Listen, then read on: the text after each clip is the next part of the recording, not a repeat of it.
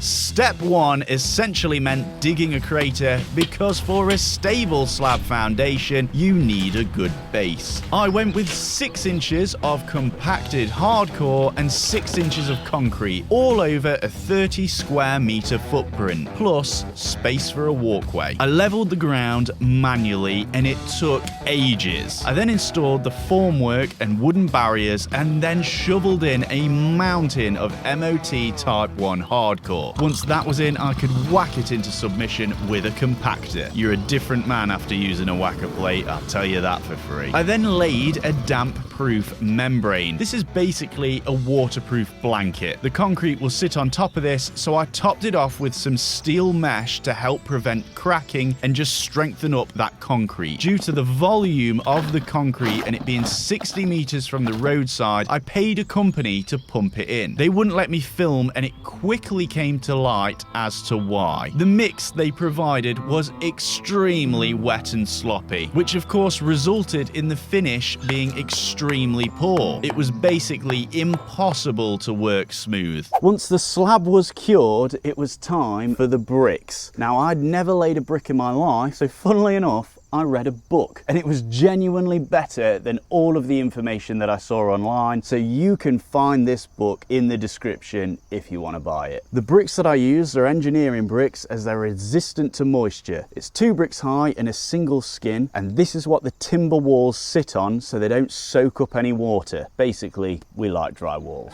With the base prepped, I could then start doing some bricklaying, which, having never done it before, took absolutely ages. Next up, the walkways. Since I'd lowered the build area, the garden was now higher than the slab, which isn't ideal for water runoff. So I reused some old slabs, I built some supports for the fencing, and then I added hardcore. This created a slope towards the storm drain, which led to a soakaway. That was the intention anyway, but I unfortunately had to change this soakaway setup into a finger drain as the water table was just far too high.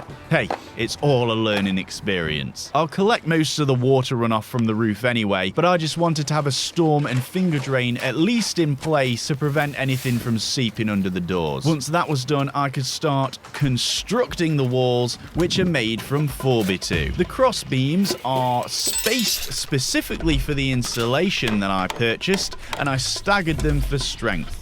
The tools of the trade, a nail gun, a framing hammer, and of course, some stubborn determination. The door and window voids are framed with doubled up 6x2-inch lintels and supported by 4x2s, strengthened with extra studs. The top plate is doubled up and it's interlocked at the corners for extra support. Is it overbuilt? Probably. Do I sleep better at night? Absolutely. The roof has kingpins, beefy 6-inch trusses, and an overhang at the front doors. Eaves will help reduce the rainwater running down the walls, which are covered with 11mm OSB sheathing. I also did this to the roof. Fun moment, I made this DIY roof walking contraption so that I wouldn't fall through, but when that didn't really work, I then just stepped where I knew the rafters would be. It's time to wrap up, literally. I use the Rhino Vent Ultra breathable membrane that lets moisture out but not in. It's kind of like Gore-Tex but for buildings. It's way better than using plastic sheeting, and trust me, your insulation and your walls will thank you. I laid battens and purlins over the membrane to create an air gap for ventilation under the metal profile roofing. I screwed it down with gaskets to seal against water ingress. Yes, TikTok roasted me for fixing it in the valleys, but here in the UK, and the manufacturers have confirmed this is how you're supposed to pin metal profile roofing. Anyone who thinks otherwise is either getting confused with corrugate roofing or they're Australian. With the roof sealed, I moved on to the feather edge cladding. I nailed it onto battens for airflow. This allows any moisture that penetrates through the cladding to evaporate, just like with the roof.